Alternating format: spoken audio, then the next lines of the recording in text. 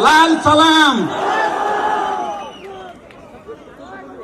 यो विशाल जनप्रदर्शन र जनसभाका सभाध्यक्ष तथा हाम्रो संघर्ष समितिका संयोजक कमरेड, हाम्रो गौरवशाली पार्टीका आदरणीय अध्यक्ष तथा पूर्व प्रधानमन्त्री कमरेड माधव कुमार नेपाल, वरिष्ठ नेता तथा पूर्व प्रधानमन्त्री आदरणीय झलनाथ खनाल कमरेड, स्थायी समितिका सबै सहयोद्धा कमरेडहरू, केन्द्रीय समितिका कमरेडहरू र यो विशाल जनसभामा उपस्थित सम्पूर्ण कमरेडहरू र आदरणीय जनसमुदाय, सबभन्दा पहिले त म यस मञ्चबाट ऐतिहासिक जनयुद्ध र ऐतिहासिक जनआन्दोलनमा शहादत प्राप्त गर्ने सम्पूर्ण शहीदहरूप्रति हार्दिक श्रद्धाञ्जली व्यक्त गर्न चाहन्छु।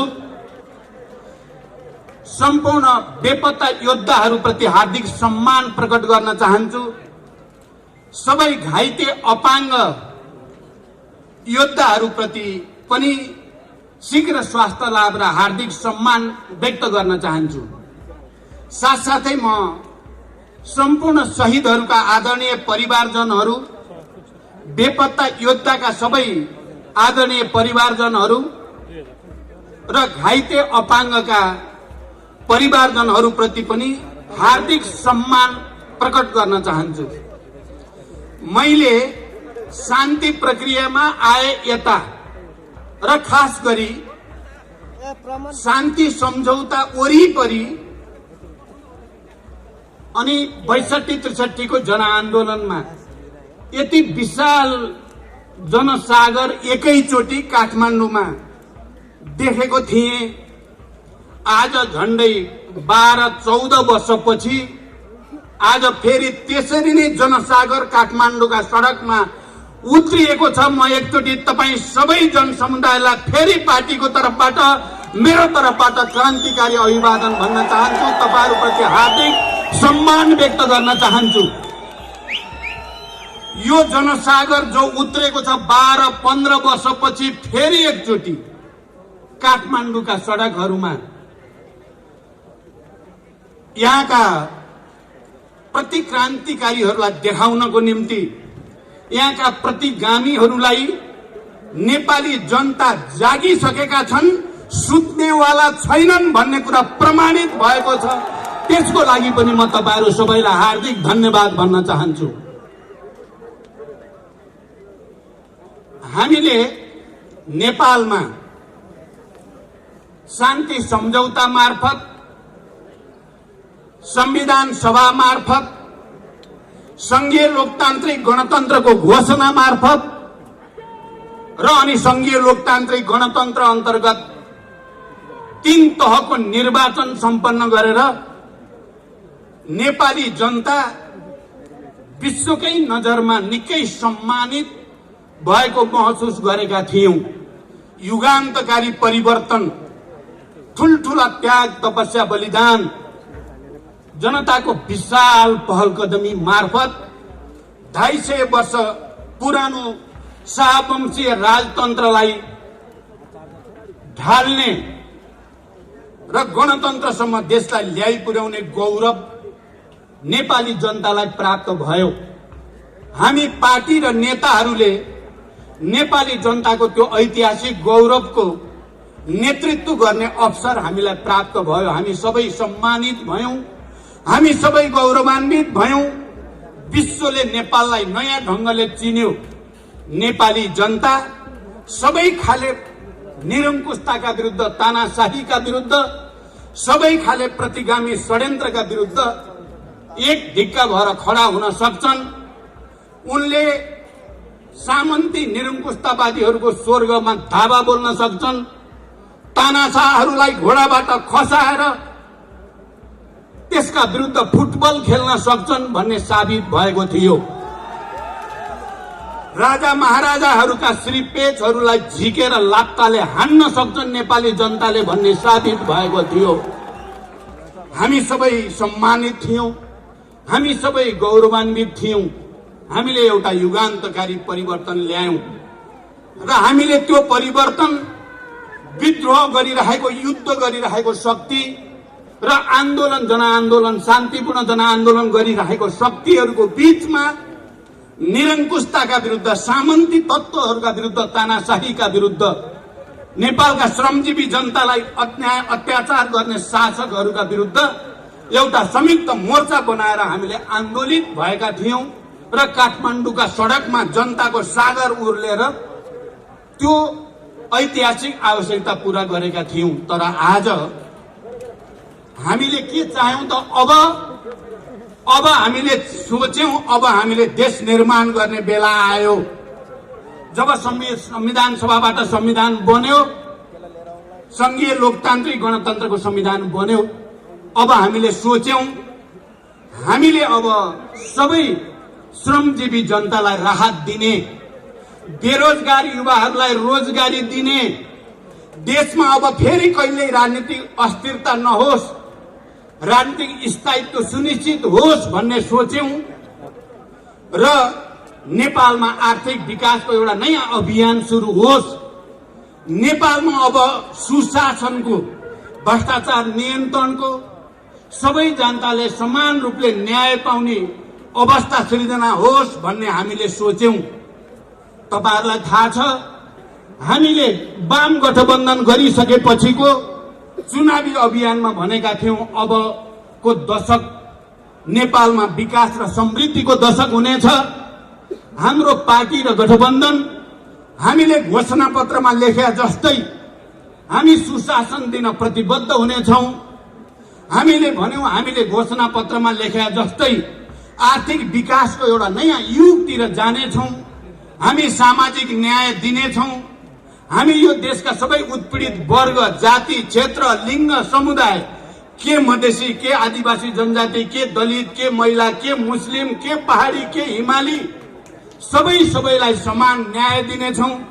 राष्ट्रिय एकताको नयाँ उदाहरण हामी प्रस्तुत गर्नेछौं र समृद्ध नेपाल निर्माण जसरी हामीले संविधानमा लेखेका थियौं अबको राज्य समाजवाद उन्मुख राज्य हुनेछ भनेर हामीले भनेका थियौं, त्यसै अनुसार समाजवादको आधार तयार पार्ने, राष्ट्रिय पुँजीको विकास गर्ने,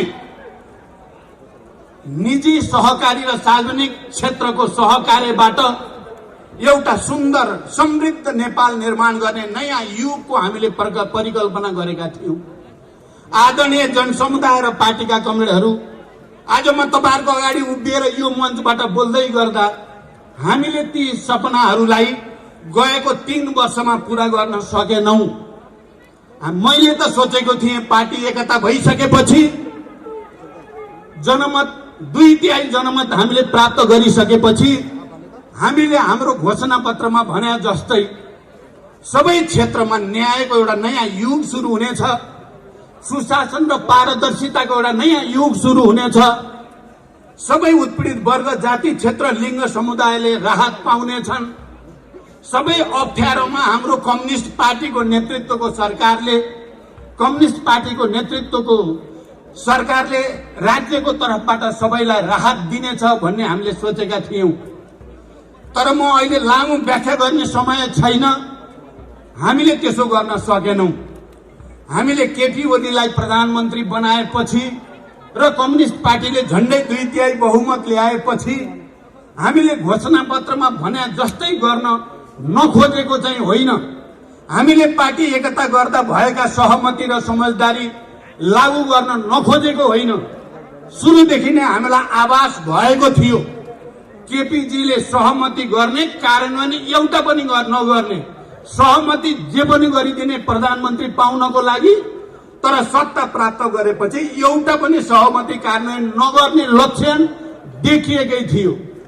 हामीले त्यसका विरुद्ध बहस संघर्ष गरेका पनि थियौं। तर म आज यो ऐतिहासिक मञ्चमा खडा भएर के भन्न चाहन्छु भने हामीले यो 3 वर्षमा केपीलाई तह लाउन सकेनौं। सायद हाम्रा पनि केही कमजोरी रहे। मैले त प्रस्तावमा लेखेको पनि छु केपीलाई कुनै तरिकाले सम्झाई, बुझाई, फकाई गरेर अलि उदारतापूर्वक कतिपय उहाँका कुरा मानिदिएपछि पो ठीक हुने हो कि पार्टी पनि बच्ने, देश पनि अगाडि जाने हो कि भन्ने ठानेर हामीले जे गर्यौं, परिणाम के देखियो भने त्यो तरिकाद्वारा केपी ओली प्रवृत्तिलाई ठीक गर्न सकिने रहेनछ। त्यसकारण हामीले कहीँ न कहीँ सुरुदेखि केपी को गलत प्रवृत्तिका विरुद्ध दृढतापूर्वक संघर्ष गर्नु पर्थ्यो, गर्न सकिएन। म तपाईहरुको अगाडि आत्मआलोचित हुन चाहन्छु। आज आएर केपी ओलीले खाली पार्टी विधान नमान्ने मात्रै होइन, पार्टी भित्र भएका सहमतिहरू नमान्ने मात्रै होइन, देशको संविधानै नमान्ने, संघीय लोकतान्त्रिक गणतन्त्रै नमान्ने र विध्वंसतिर जाने जो काम भयो, हामीले अब केपी ओलीलाई मात्रै दोष दिएर हामी चोखै हुन्छौं जस्तो मलाई लागेको छैन।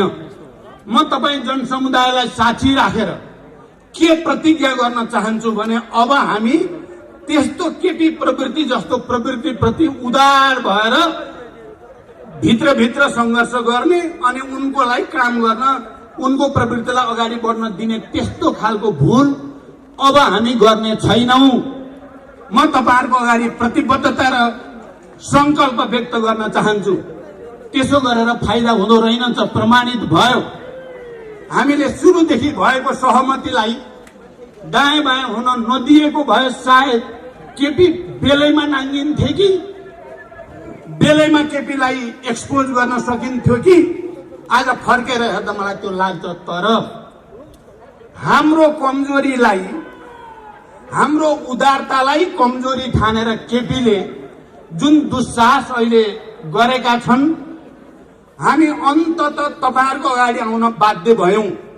मैले र माधवजीले या झलनाथ खनालजीले र नारायण काजी श्रेष्ठले या सचिवालय र स्थायी समितिमा संघर्ष नगरेको चाहिँ होइन, तर हाम्रो संघर्षले मात्रै केपी को निरंकुशतावादी सोच, अहंकार या केपी को विधान नमान्ने, पार्टी नमान्ने, पार्टी निर्णय नमान्ने, हिजो राजनीतिक प्रतिवेदन र विधानमा भनिएका कुरा नमान्ने कुरालाई सच्याउन सकिएन।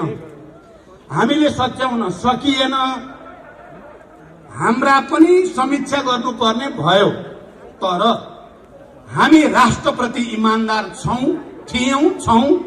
हामी तपाई जनसमुदायप्रति इमानदार छौं।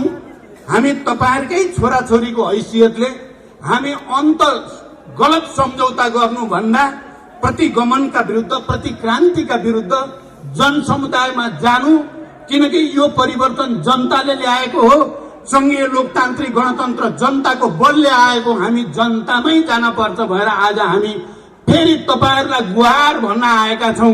तपाईहरुको यो अपार जनसागरले के साबित गर्यो भने नेपाली जनताको सैद्धान्तिक राजनीतिक जागरण, नेपाली जनताको चेतना, नेपाली जनताको प्रतिक्रान्ति विरोधी विद्रोही भावना घटेको छैन। जुनसुकै किसिमको प्रतिगमनलाई परास्त गर्नको लागि नेपाली जनता अहिले पनि उत्तिकै दृढ छ जति 62-63 को जनआन्दोलनमा थियो भन्ने देखिएको छ। यस अर्थमा म तपाईहरुलाई फेरि सलाम भन्न चाहन्छु। आदरणीय जनसमुदाय, अहिले के हाम्रो प्रधानमन्त्रीले गरेको संसद विघटन अलि गहिरो कुरा छ। मलाई यो व्याख्या गर्ने समय छैन। गहिरोमा के भन्न चाहन्छु, उनले संसद गर्नै नपाइने, संविधानमा हुँदै नभएको अधिकार प्रयोग गरेर विघटन गरेको संसद मात्रै होइन। आदरणीय जनसमुदाय, उनले विघटन गरे संविधानलाई, उनले विघटन गरे संघीय लोकतान्त्रिक गणतन्त्रलाई। त्यति मात्रै होइन, संघीय लोकतान्त्रिक गणतन्त्र र संविधान सभाको संविधान नेपालको ऐतिहासिक शान्ति प्रक्रियासँग पनि जोडिएको छ। केपी ओलीले शान्ति प्रक्रिया पनि विघटन गर्न चाहेका छन्। खबरदार केपी प्रवृत्तिहरूलाई शान्ति प्रक्रिया विघटन गर्ने, संघीय लोकतान्त्रिक गणतन्त्र विघटन गर्ने, संविधान विघटन गर्ने तानाशाहहरूलाई नेपाली जनताले छुट दिने छैनन्।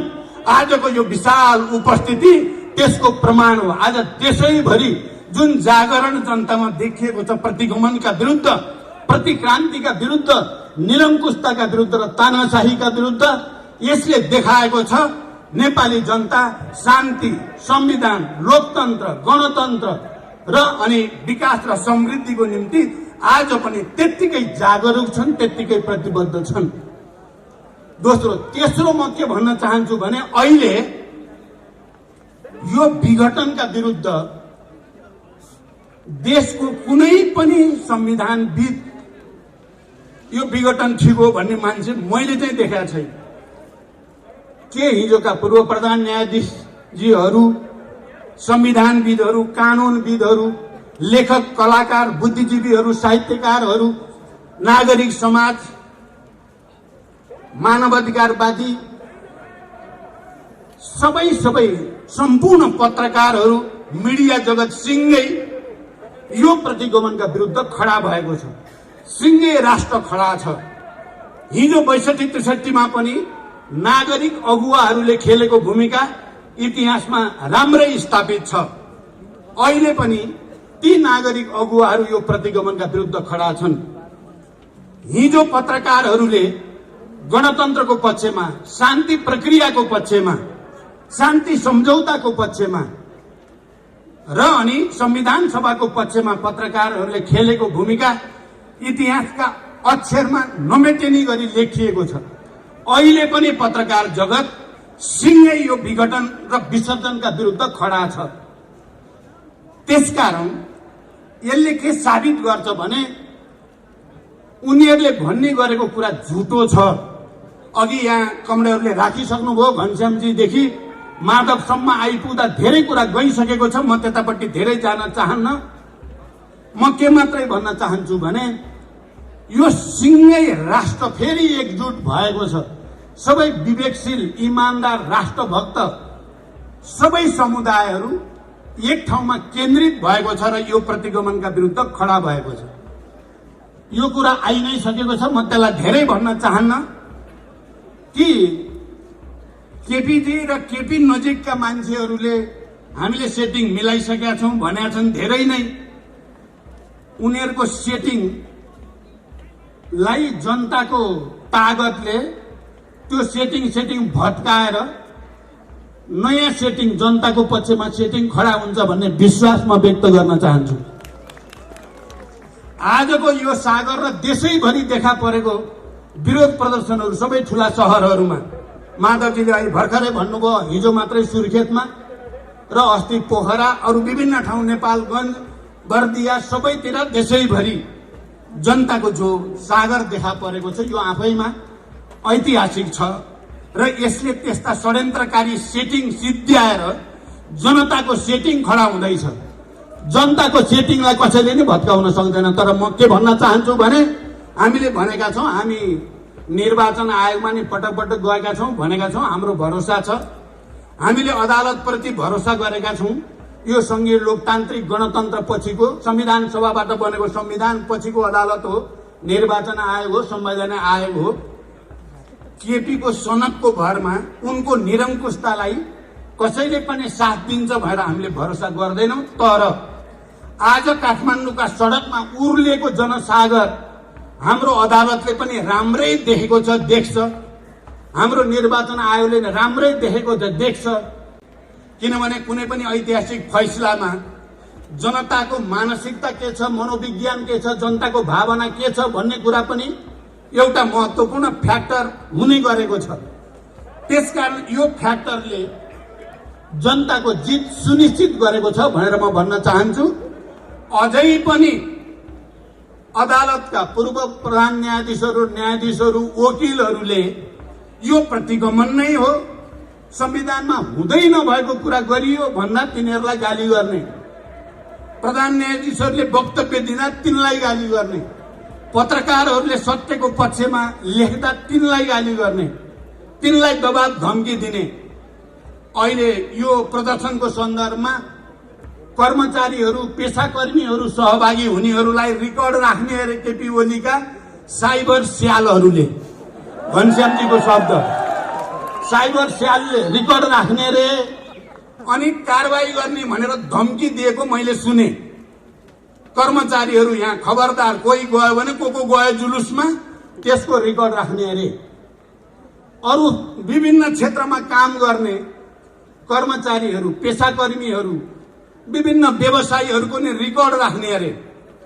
म यो मञ्चबाट केपी र केपीजीको निरङ्कुश गुटलाई चुनौती दिन चाहन्छु। गरेर देखाऊ, एउटालाई छोएर देखाऊ, एउटालाई छोएर देखाऊ। र म सबै कर्मचारी साथीहरू, तपाईहरुले हिजो गणतन्त्रको आन्दोलनमा जसरी सडकमा निक्लेर पार्टीहरू नागरिक समाजलाई साथ दिनुभयो र तपाई गौरवान्वित हुनुभयो। नडराउनुहोस्, तपाईहरुलाई चिसिक्क रौँ मात्रै हल्यो भने पनि त्यसको संरक्षण हामी गर्नेछौं। भोलिको सरकार फेरि पनि जनताको सरकार हो, छिटै जनताको सरकार आउनेवाला छ।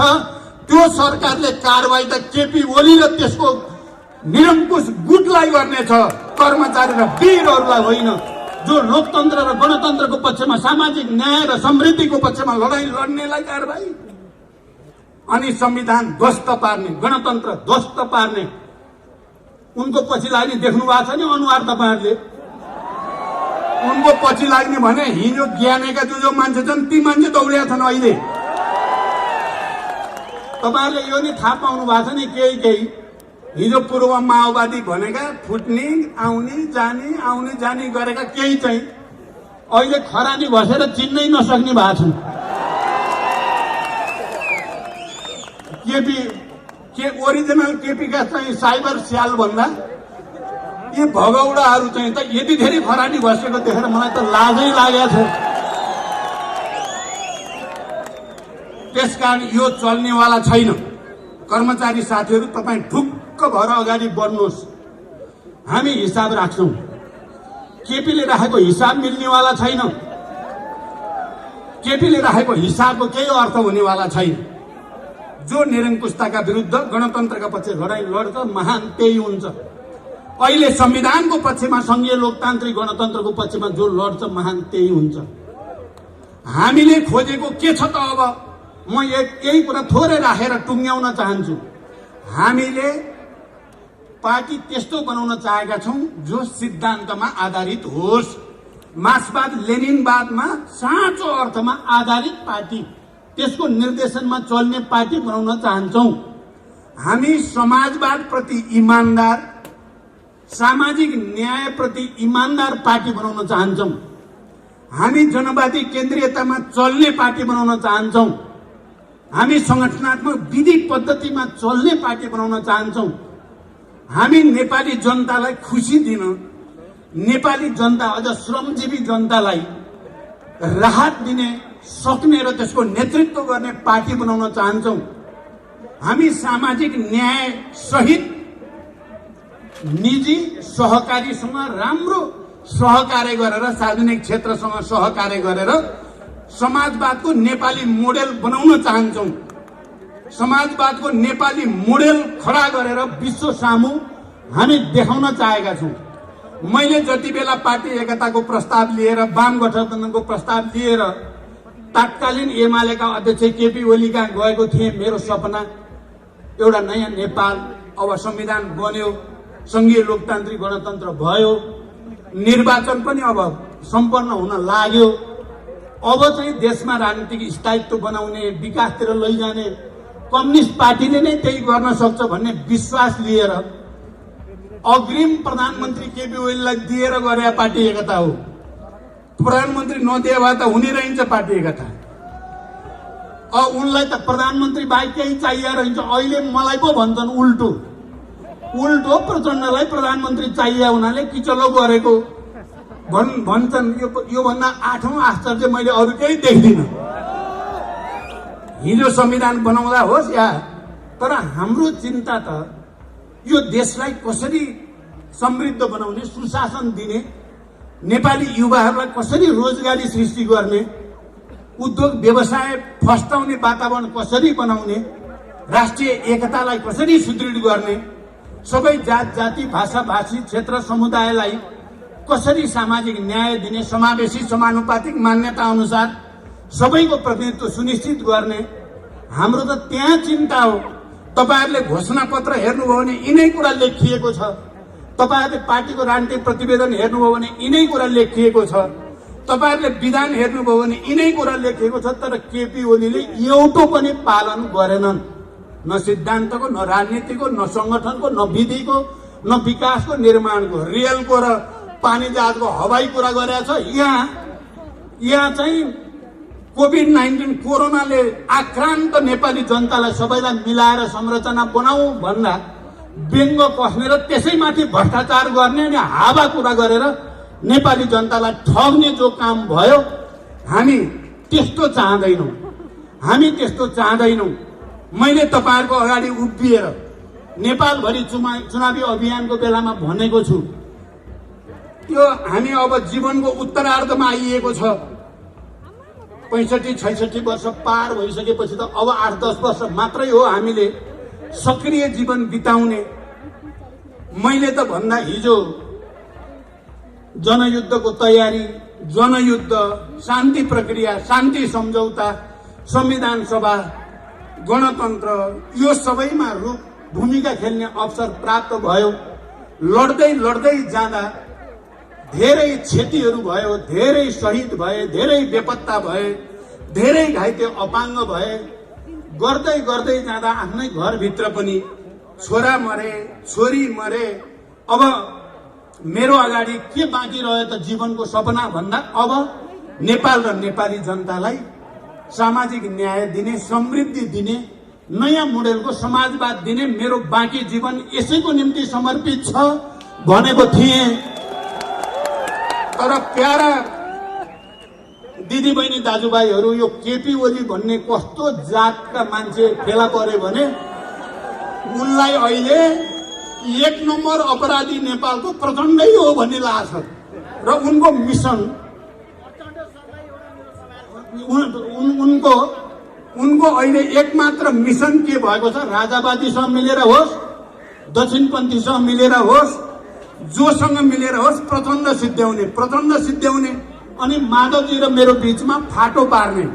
अनेक खालका केही छैन है, फाटो पार्ने अनेक षड्यन्त्रहरू भइराखेका छन्। मैले यो कुरा नजिकबाट हेरेको छु।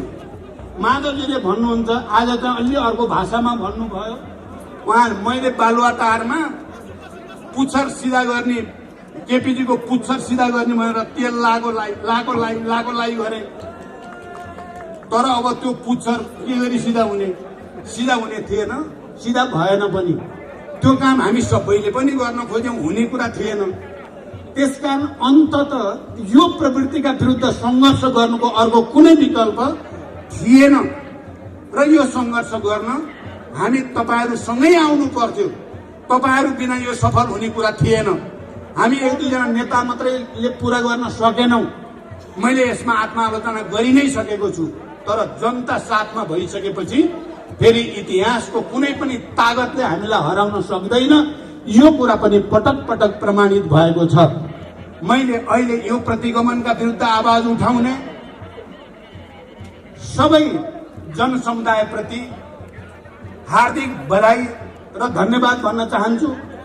र यो प्रक्रियामा यो प्रतिगमनै हो, यो असंवैधानिक नै हो, यो अलोकतान्त्रिक नै हो, यो स्वेच्छाचारी नै हो, यो निरङ्कुश नै हो भनेर आवाज उठाउने सबै संविधानविद, पूर्व प्रधान न्यायाधीशहरू सबैप्रति पनि म यो मञ्चबाट आभार प्रकट गर्न चाहन्छु। यो प्रतिगमन नै हो, यो देशलाई भड्कारमा हाल्न खोजेकै हो, एउटा अराजकताको घुमरीमा लान खोजेकै हो भनेर निरन्तर लेख्ने, बोल्ने, छाप्ने सबै पत्रकार साथीहरूप्रति पनि म हार्दिक धन्यवाद ज्ञापन गर्न चाहन्छु। र यो विशाल जनप्रदर्शनहरूलाई अनुशासित र व्यवस्थित बनाउन सहयोग गर्ने सबै सुरक्षाकर्मी सबैलाई पनि म धन्यवाद भन्न चाहन्छु। किनकि उहाँहरूले अहोरात्र खटेर यसलाई शान्तिपूर्ण, व्यवस्थित र अनुशासित बनाउन मद्दत गर्नु भएको छ। म उहाँहरू सबैलाई पनि धन्यवाद भन्न चाहन्छु। ती सबै कर्मचारी र कर्मचारी तन्त्रमा काम गर्ने सबै मित्रहरूलाई पनि म धन्यवाद भन्न चाहन्छु, जसले केपी ओलीको दबाव, धम्की, मानवाधिकारवादी सबैलाई पनि म यो मञ्चबाट धन्यवाद दिन चाहन्छु।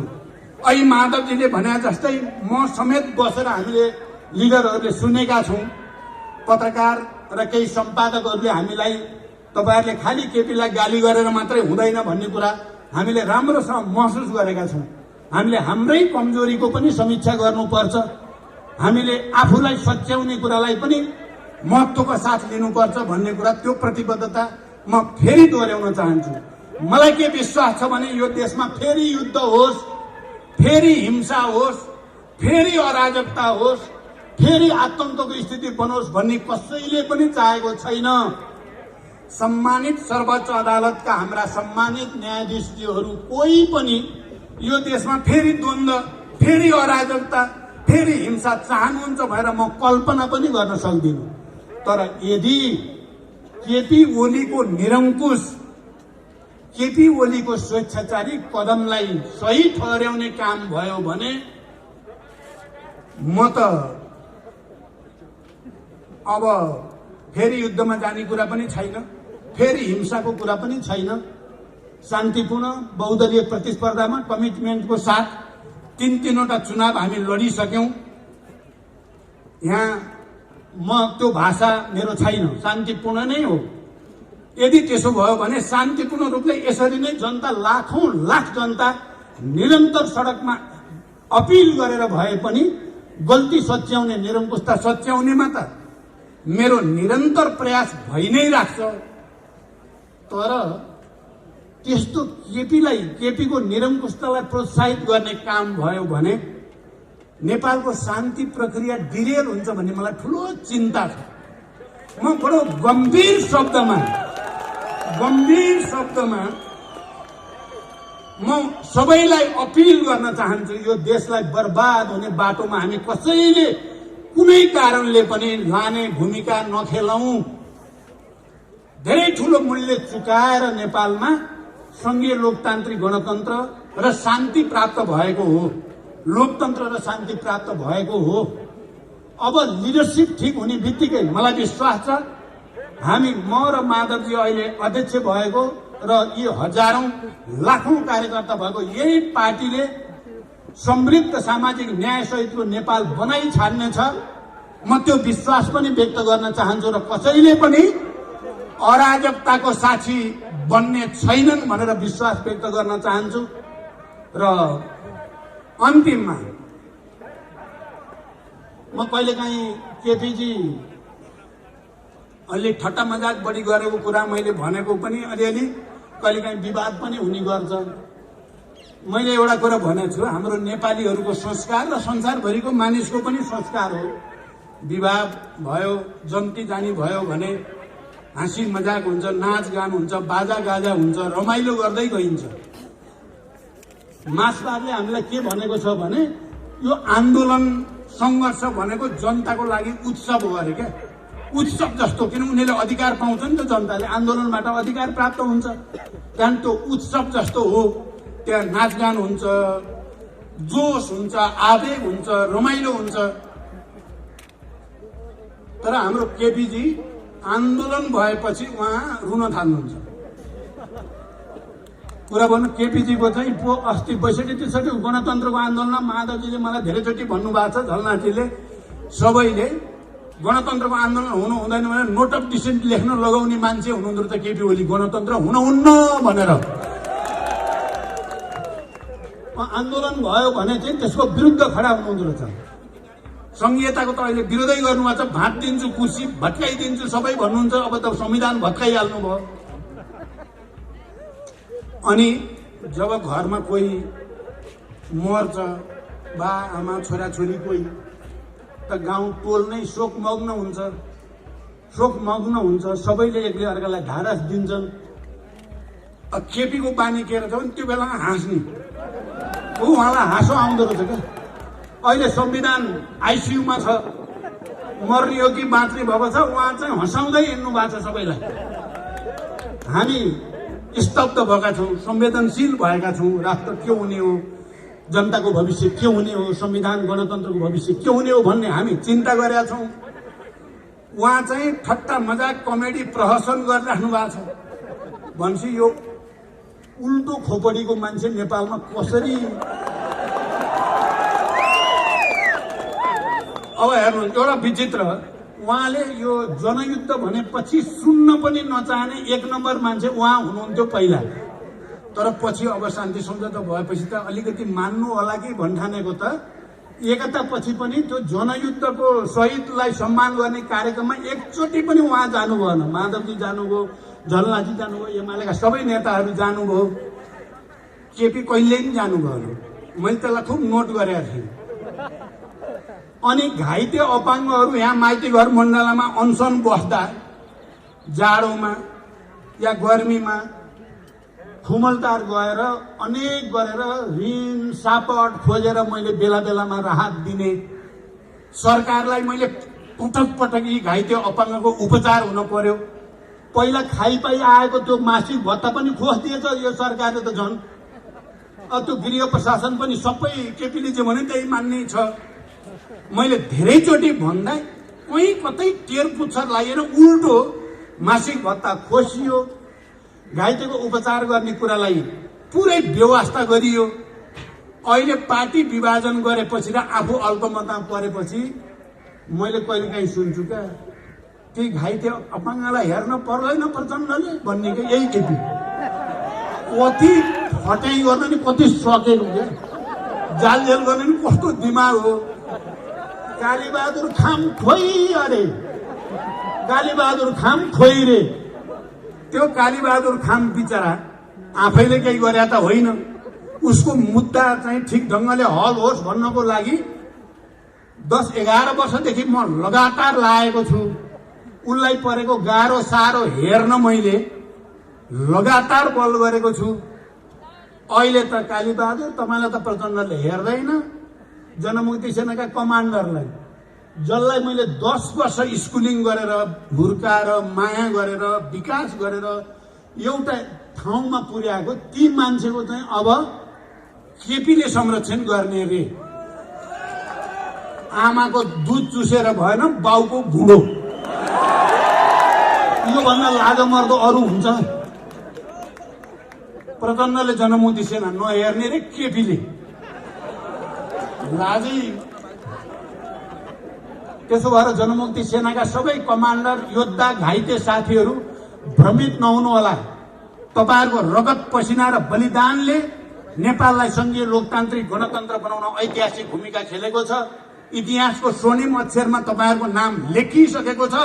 त्यसलाई कालो पोत्ने काम हामी कोही नगरौं, त्यसमा कालो पोत्ने काम नगरौं। म यो अपिल पनि गर्न चाहन्छु र सबैलाई फेरि एकचोटि प्रतिगमनका विरुद्ध, असंवैधानिक र अलोकतान्त्रिक निरंकुश कदमका विरुद्ध एकजुट भएर अगाडि बढ्ने सबैलाई फेरि धन्यवाद दिँदै र हामी एउटा नयाँ पार्टी बनाउने, नयाँ समाज र समृद्ध समाज बनाउने, नयाँ राज्य बनाउने संकल्प सहित यो आन्दोलनलाई सफलताको बिन्दुमा लान अपिल गर्दै म बिदा हुन्छु। धन्यवाद, अभिवादन।